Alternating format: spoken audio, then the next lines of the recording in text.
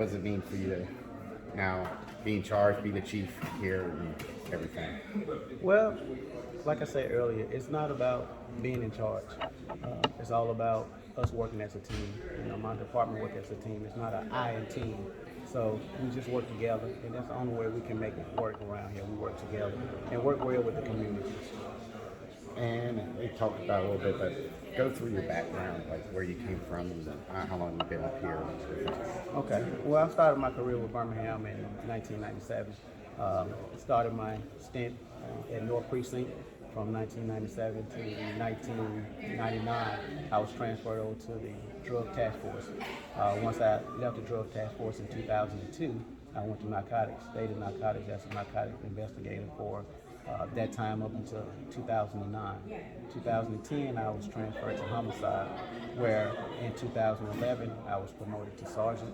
I was sent to South Precinct Patrol for a year, and once I left there, I was moved to the mayor detail unit over William Bell detail unit. When I left there, they sent me back to homicide, and from homicide, I worked the CRT, which that's the crime reduction team, and as well as the neighborhood enforcement team.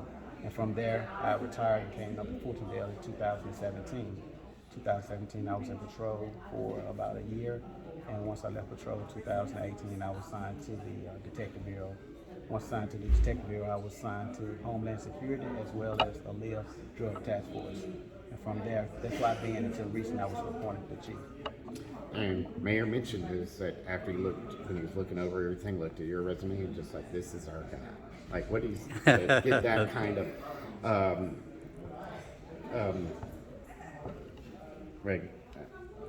to get that kind of recommendation from the mayor and everything, and to hear what everybody said, like, what does that make you feel?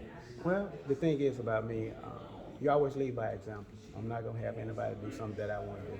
And also, you got to have the support of the community. I'm a people person. I get out and talk to people. And that's what we're missing in policing now, is community police. You need to get to know who's on your beat or in your area. So I'm just that person. Yeah, I have my degree. I went to college. But that don't mean anything if you can't produce what you learn. Chief, when did you know this was something you wanted to do? You wanted to be the chief? Well, I never had aspiration to be the chief. That wasn't something that I wanted, but the good Lord, he tapped me, and told me, this is what you're gonna do. It wasn't something that I asked for. It was just given to me. And so the good Lord gave me the opportunity to be here, and so I listened, and I'm gonna do my job as the chief of police. We talked a little bit off camera. Take it back a little bit. The foundation that was laid in Birmingham, you and all the rest of the guys, how much did that prepare you for this moment? It prepared me a lot. As a detective working together in homicide in Birmingham, we had guys that we had to work together and get it solved. Everybody had their own difficulties working, and we always had our own expertise, and we just worked together. So it prepared me for this job. In this job, you have to work together. You can't do anything by yourself. Like I said, it's not a I in team. So working together to get the job done. The new chief of Fultondale Police Department, what can you say to the people of Fultondale? Well, one thing, nothing's really going to change. We're still going to do our community policing. We're going to be visible, and we want you all to continue to reach out to us with any kind of problem you have. One thing about the Fultondale, the citizens up here, they really enjoy they love their police officers. They love the community they live in, and our job to make sure they continue to be safe up here. And so I just want them to continue to do what they're doing. It's nothing that they need to change right now, because they're doing everything they need to do to support their law enforcement. Thank you, Chief. God bless you, brother. And when we started looking for a permanent chief, I believe in promoting within. I started going through the resumes of our police department and what their capabilities of. And when I ran across his resume and what I knew of him as a person, I knew he was the perfect pick for our city to move our department forward. And I think he's got a lot of trust from the other police officers. To me, that makes a big deal because they trust him and they will follow him however he wants to move our city forward. And I think he's the best pick that we could have picked out of the whole state to run our city from here. you went out in the public, and the public really enjoy Chief Walker. They see the positive feedback, they see the cohesiveness of the city. Does that stamp your decision today? Oh yes, most definitely. When we made him our interim chief a month or so ago, we started getting a response from the citizens of how they felt about him, and the people that knew him stepped up and showed their concern about what direction we needed to go with our city and our police department, and that's what everybody told me, the same thing. We need to keep Marcel. We don't need to keep putting it, prolonging it. We need to go ahead and make him our permanent chief, so we did exactly what the citizens asked us. Thank you.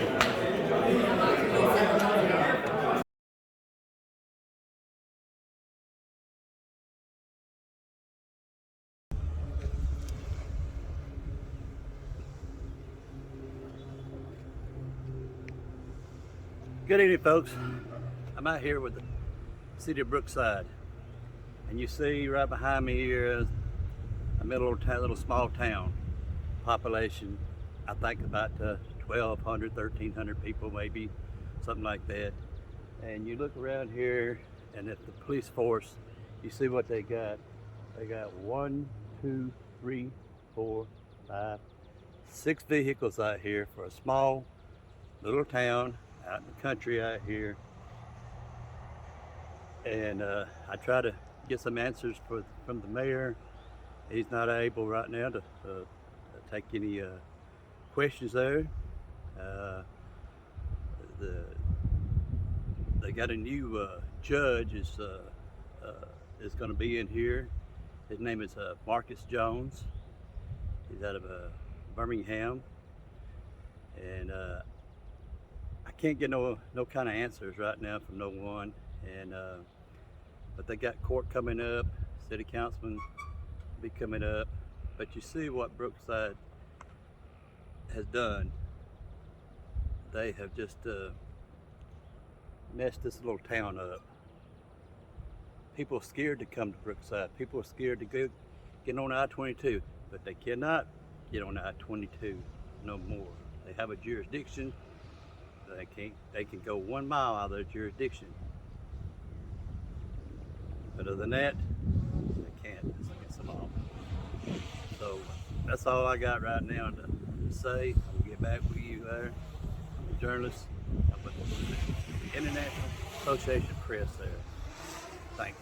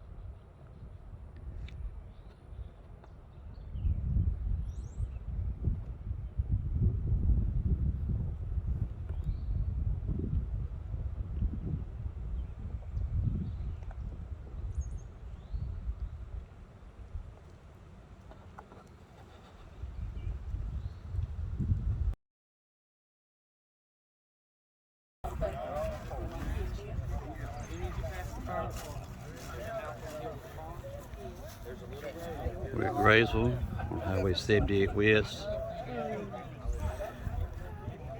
The new business right here, Ed's refurbished trucks. Got the mayor, Got the owner out there.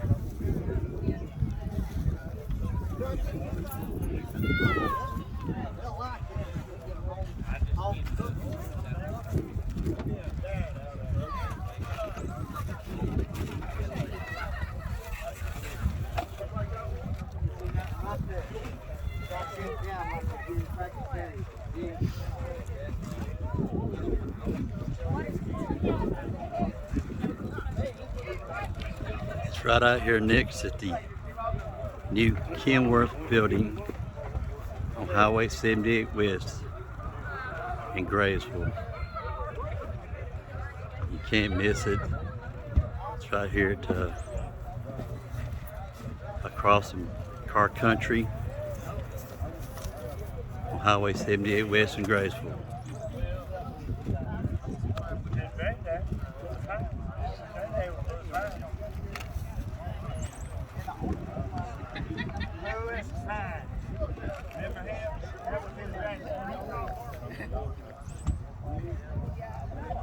There you go, man.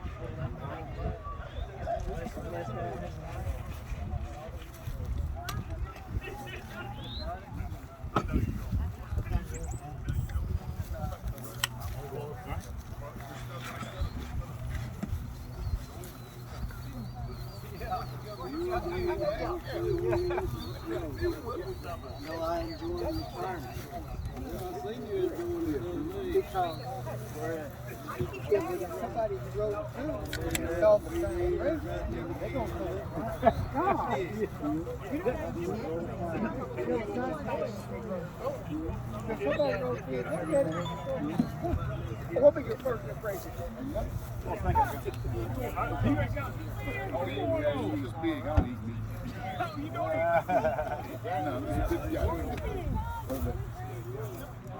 Yep. Okay.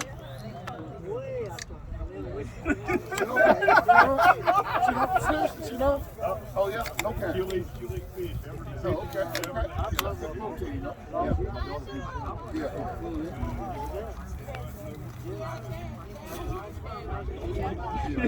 My doctor did tell me I need to find me some protein to eat. Yeah. He did tell me that. Yeah, I do too. I want to buy.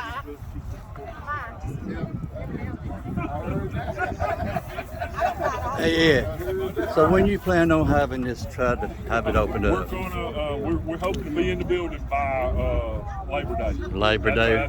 That's our goal. Okay, all If righty. everything goes good, I think. So can you tell me what you're gonna have in this building here you're gonna be doing now? We're gonna be doing trucks, trailers, equipment, big and small. Our biggest thing will be bucket and boom trucks. Okay. 5 days a week, 7 days a week? 5 days a week. Be Monday through Friday from 8:30 to 4.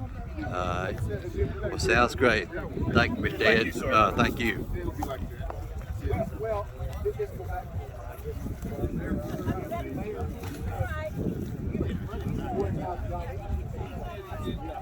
You know, because all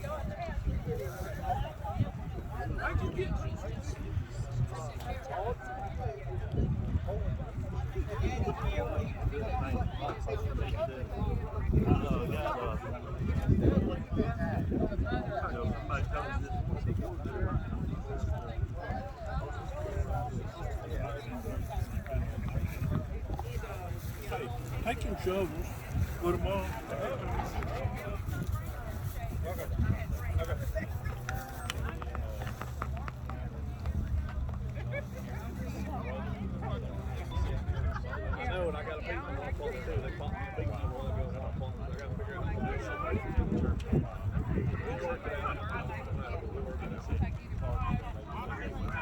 Okay.